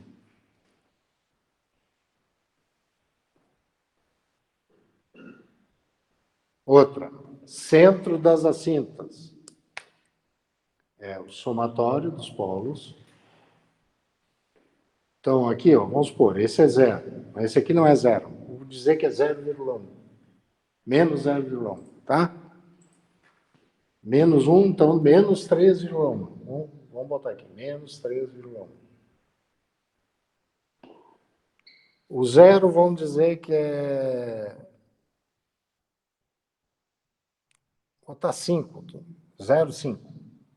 Então, mais 0, eu vou botar 0,4. E aqui menos 0,1. Mais 0,4. Dividido por... São 4 polos e um zero. Então, eu dividi por 3.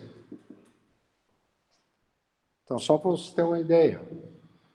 Menos 3,1 mais 0,4. Dá 2,7, né? Então, vai dar menos 0,9. Ok? Então, os centros das assintas seria esse aí. Menos 0,9. Então, dá quase em cima desse aqui. Então, como no caso anterior, né? Dava em cima do menos 1, lembra? E aí, 4 polos menos 1, 0. São 3, né? Então, 360 dividido por 3 dá 120 graus. Dividido por 2, sai com 60, né? Então, aqui, sai para cá. Aqui, sai para cá. Bom, esse eu tenho certeza que sai assim. Agora, aqui, como é que eles se arranjam? Porque um deles tem que vir para o zero. Pessoal, tem duas saídas aqui. Ou esse vem e morre no zero, e aí esses caras vão fazer isso aqui, ó. Eu não sei, eu teria que usar agora o MATLAB para fazer. Ou é isso que acontece, tá? Isso aqui é uma saída. Uma hipótese que pode acontecer. E tem uma outra hipótese que pode acontecer.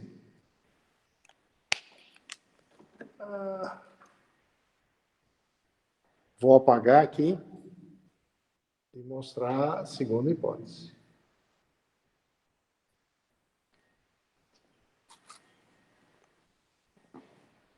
Esse cara sai daqui, vem e faz isso aqui. Ó. E vem para cá. Ó. Os dois se separaram aqui. Vem para cá e vem para cá.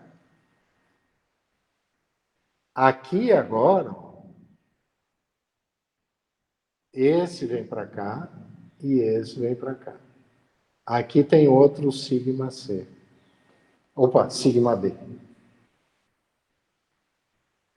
Aqui é um sigma B1 e um sigma B2. E aí ele sai assim.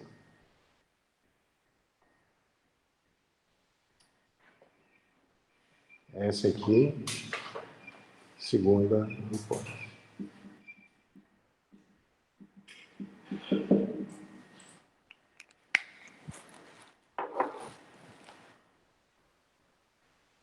Aqui ele faz tipo uma elipsezinha. Ok? Isso vai depender de onde a gente colocou o polo aqui e esse zero. E desse aqui, o quão perto ele está daqui. Ok? Porque as duas poderão acontecer. Dá para a gente fazer isso no MATLAB. Exercício para vocês fazerem no MATLAB. Traçar as duas hipóteses. Escolham lá que o compensador usado, que eu botei aqui, é S mais 0,4 sobre S mais 0,1. Eu embuti isso aqui com esse cara aqui e fechei a malha.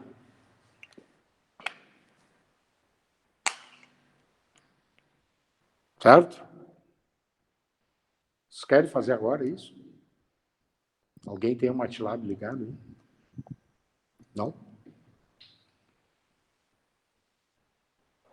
Então vocês façam esse aí em casa. Repitam esses traçados das raízes que a gente fez. E vamos, na quarta-feira, iniciar já com o cálculo do sigma B. Nós temos que ver ainda, na próxima aula, o traçado dele. Quando eu tenho zeros complexos conjugados. Aqui eu só tinha um zero.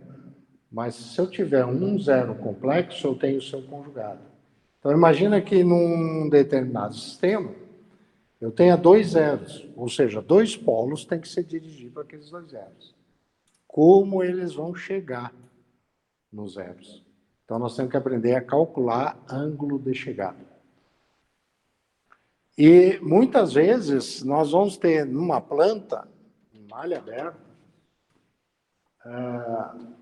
polos complexos conjugados. Certo? E os polos complexos conjugados se dirigem para zeros. Mas como eles saem? Então, ângulo de partida e ângulo de chegada. Ângulo de chegada é como as assíntotas, como o lugar das raízes chega nos zeros. Certo? Como esse traçado chega lá nos zeros, complexo conjugado. E como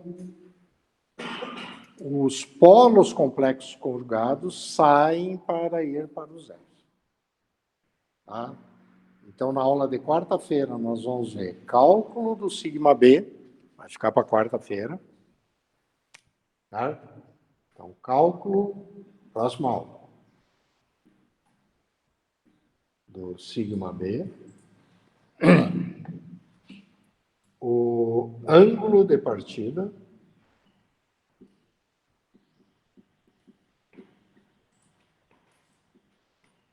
são fórmulas só. E vão fazer exercício. E ângulo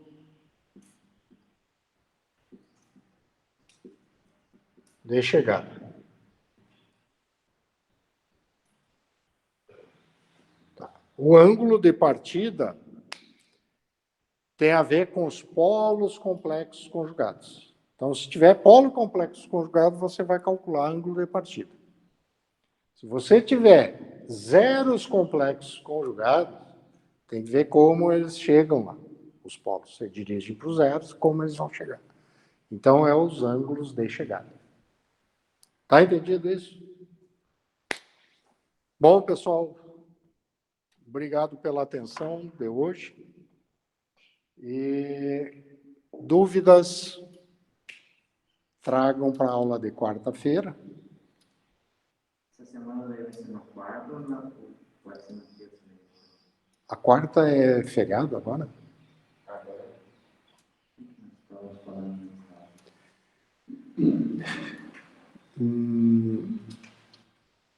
Tá, amanhã pela manhã, quem é que pode vir mesmo? Tu? Não, eu posso. Tu pode vir à tarde. Pode vir à E tarde. pela manhã? Ninguém pode vir?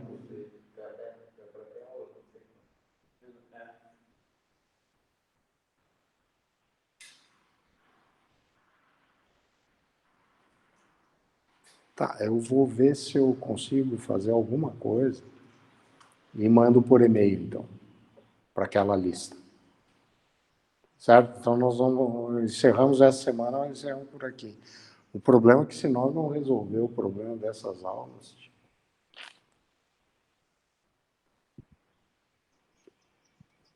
Mas não tinha ficado terça e quarta para nós gravar? Ficar segunda e quarta. Segunda e quarta. Só essa semana que eu não vou. Ah, quarta-feira agora é feriado. Mas quem é que vai ter aula quarta-feira? Vocês querem o feriado. Não, o seguinte, ó, pessoal, senão nós vamos ter que entrar janeiro adentro. Não vai dar para terminar. Eu queria ver se eu terminava até lá pelo dia... Antes do dia 18 de dezembro. É possível, se nós não falharmos ainda. Será que não dá para contar como aula se eu mandar atividade? Se eu mandar atividade por e-mail, não pode contar como aula? Não, pode, eu vou mandar uma atividade para vocês. Só que eu preciso 45 horas de aula teórica, né? Para fechar as 60. As outras 15 é fácil de fechar com os trabalhos que eu vou mandar para vocês fazer, que é os trabalhos de você avaliados. E se alguém tiver dúvida, a gente tira aqui durante a sala de aula mesmo, ou via e-mail. Porque é em cima de MATLAB que vocês vão trabalhar. É fácil. O cara lá fez o papel milimetrado, tira uma foto, me manda, eu disse, ó, não é assim, é assado. Faço lá eu no papel e mando. E tudo que vocês fizerem no papel, vocês podem também confrontar depois, faz ali ligeirinho no MATLAB e ver se está correto ou não o que vocês desenham. Né? Até pode fazer primeiro no MATLAB, para depois, bom, agora eu vou fazer certinho no papel. Para entregar lá, para mandar para o professor. E muita gente fez o BOD, tirava foto. Alguns me mandavam a foto direto num formato X que eu não conseguia abrir. Eu disse, ó, pega a foto e passa a foto que tu gerou, passa para PDF, gera um PDF. PDF todo mundo abre. E tem algum celular aí que o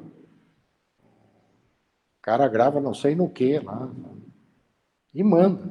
Aí eu disse, pá, que gravação que foi feita aí que eu não consegui abrir. Aí, de vez em quando, tem que baixar um outro software que interprete. Então, tem que tomar cuidado aí. Ok. Então, a aula de quarta-feira, como é feriado, eu vou mandar material para vocês fazerem em casa. E dentro disso aí eu vou ver se eu incluo, porque isso aqui é mais fórmula. Então eu faço um exemplo, em Word mesmo, certo? Usando o MathType lá, e digito um exemplo. E mando para vocês aqui. Ângulo de partida, ângulo de chegada, é fórmula que tem que ser usada. O Pedro Henrique perguntou Ah. se quem se matriculou no semestre passado com controle do computador, mas não esse, pode terminar esse tempo. Porque está com Controle por computador. eu acho que ele se matriculou no semestre passado, só que ele não terminou e também não pode terminar mesmo. Por mim, pode. Não tem problema nenhum. Só tem que acertar com o professor Celso, que é o coordenador. Viu, Pedro? Isso aí é para ti. Entra em contato com o professor Celso, tu faz a disciplina controle por computador, agora, porque está previsto aquela disciplina de controle por computador que não saiu no semestre passado, ela sair para ser encerrada lá a partir de março. Vai ser dado mais um mês e pouco, lá, um mês e meio, se não me engano. E aí encerraria lá em abril essa disciplina. Mas se tu quer fazer agora, fala com o professor Celso, que tu te matriculou lá. Eu posso, porque eu deixei o pessoal em situação 6, não concluído. Então, eu tenho como pedir depois para abrirem, mas antes eu recomendo falar com o coordenador. Se pode ser feito isso mesmo. Por mim não tem problema, pode fazer. Só vai ter que fazer os exercícios e entregar os exercícios. Ok. À tarde a gente continua discutindo esse assunto aí. Mas já tem condição de entrar em contato com o professor Celso lá, viu, Pedro? Então tá, pessoal. Aguardem que eu vou mandar até quarta-feira material sobre a aula que nós iríamos gravar aqui na quarta. Tá? E aí voltamos na segunda-feira que vem. Feriado do dia 8, que dia é? É segunda ou é terça? É. É uma terça? Tá. Então, a segunda, 7, é feriado? Se nós perder dia 7, nós certamente não vamos terminar em dezembro. Então, nós teríamos que gravar a aula do dia 7. Precisaria que alguém viesse aqui me ajudar para gravar. Eu me disponho a vir. Assim como me disponho a vir na quarta-feira. Mas não vai ter ninguém para me ajudar, não adianta. Aí eu mando, então, essa de quarta-feira, que é esse material aí, eu vou mandar por e-mail para vocês. Tá? Posso fazer até à mão, tá? Tiro uma foto, gero um PDF e mando. Vou ver se eu consigo fazer no MathType lá no Word. Eu não tenho MathType instalado, mas eu dou um jeito. Então tá, pessoal. Vamos encerrar hoje por aqui a controle 2.